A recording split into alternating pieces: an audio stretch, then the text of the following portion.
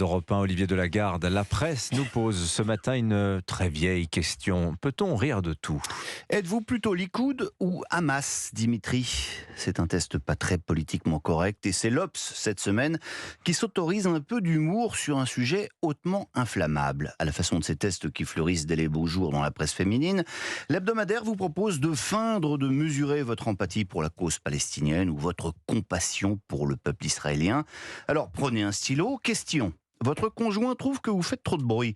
Proposition A, vous construisez un mur autour de votre conjoint. Proposition B, vous ne reconnaissez pas l'existence de votre conjoint. C'est vraiment la question que pose l'Obs cette semaine ? Autre question, votre cousin Pierre voudrait que vous lui rendiez sa perceuse. Proposition A, cette perceuse était à vous il y a 5000 ans. Proposition B, hors de question, Pierre est juif. Ça vous fait rire ? Alors une petite dernière. Et l'indépendance de la Palestine ? Réponse A, vous vous en foutez ? Réponse B, vous vous en foutez. Voilà, honnêtement, je trouve que c'est assez culotté, très décalé, mais j'aimerais quand même pas être chargé de répondre au courrier des lecteurs de l'Obs cette semaine. C'est un peu limite quand même. D'autant qu'à Gaza, la situation ne prête pas trop à rire, rappellent vos quotidiens. Le Figaro publie en première page une photo étonnante, celle de chars israéliens en train de franchir la barrière métallique qui sépare Israël du territoire palestinien. Photo étonnante parce que prise à l'infrarouge, les couleurs sont donc inversées. Du coup, le décor est blanc comme neige. La guerre en Terre Sainte dans un paysage de Noël, honnêtement, qui pourrait avoir le cœur à sourire ce matin ? L'autre grand jeu de la semaine, Olivier, cela reste les déchirements à gauche. Vous voulez rire ? Sous le titre « Le conflit s'exporte à gauche », à la une du Monde, le dessinateur Urbs croque 3 responsables politiques des forces de progrès un peu dubitatifs. Qu'est-ce qu'on fait, s'interroge l'un d'entre eux. On condamne l'assaut général contre la NUPES ou les requêtes de LFI ? L'art de mélanger les sujets pour faire sourire. Mais à la une de Libération, on ne rit plus ce matin avec ce titre qui fleure bon l'excommunication.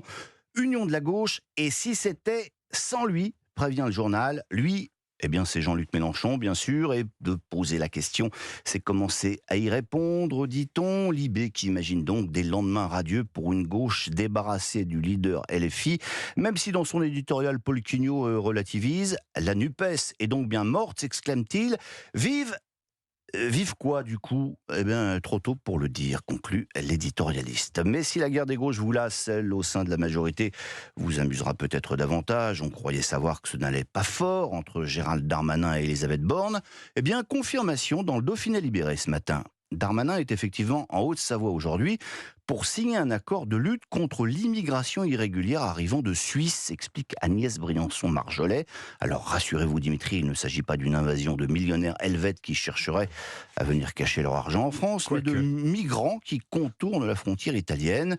Darmanin explique tout ça et plein d'autres choses. Et puis petite question finale du journal. Au fait, Elisabeth Borne a présenté des mesures après les émeutes de juin dernier. Qu'en pensez-vous ? Vous avez dû y participer ? Non, répond Darmanin. En tant que ministre de l'Intérieur, je me suis occupé des mesures du ministère de l'Intérieur. Voilà, circuler, rien à voir. Donc Gérald Darmanin n'a pas été associé par Matignon au plan anti-émeute. Dans les journaux également ce matin, Olivier, un anniversaire qui ne va pas faire rire tout le monde. Ouais, celui du radar automatique. Il y a 20 ans était installé le premier d'une longue série. Ils auront permis de sauver des milliers de vies, souligne le responsable du Figaro.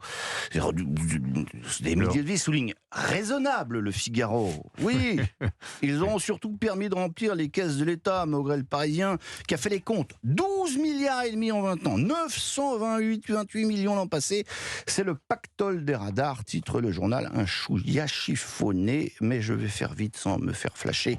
Je vous aurais bien parlé de la une de Voici avec Elena Noguera et Fabien Galtier à poil sur une plage. Voilà, le roi du rugby français est vraiment nu. Je ne sais pas si c'est rigolo, mais ça va faire causer. Mais on va terminer plus culotté avec Abdoulaye Diatta. C'est l'Obs qui nous présente ce Sénégalais. Écoutez Pascal Praud, ça va vous intéresser. Abdoulaye Diatta, c'est le chasseur de punaises de lit préféré du tout Paris branché. Il ne porte pas de combinaison de protection, mais des habits de rappeur. Mais surtout, il a une méthode infaillible pour nous débarrasser de ces insectes. Quand j'arrive chez quelqu'un, déclare notre homme, je sais immédiatement s'il y aura des punaises de lit. Je n'ai même pas besoin de regarder. Et David Caviglioli, qui signe ce papier étonnant, confirme. S'il y a des punaises de lit, il les trouvera toutes et il les tuera. Alors, comment fait-il ? Eh bien, il se fie à son odorat.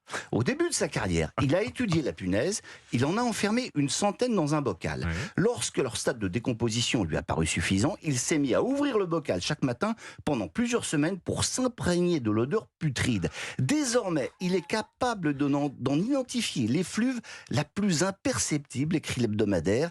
Il affirme être aujourd'hui plus performant qu'un chien renifleur et beaucoup plus malin pour le débusquer et les oxyre. Et il est aujourd'hui l'exterminateur préféré du monde de la culture, affirme l'Obs, qui, question bobo, en connaît aussi un rayon. Comédien, réalisateur, plasticien, écrivain se l'arrache, paraît-il. Moi, je pense une chose, cher Pascal Praud, vous qui avez été l'un des premiers à alerter la France sur les punaises, il faut absolument que vous invitiez Abdoulaye Diatta sur Europe 1. Et pour le coup, c'est pas une blague. Voilà, quelqu'un qui avait du flair, donc. Mais incroyable cette histoire. Alors j'ai vu qu'il fallait congeler ses meubles aussi, ça marchait très bien. Ouais, c'est pratique. Voilà, il faut des frigos géants, mettre son canapé. Eh ben, je vous laisse congeler vos meubles. Merci Olivier de Delagarde.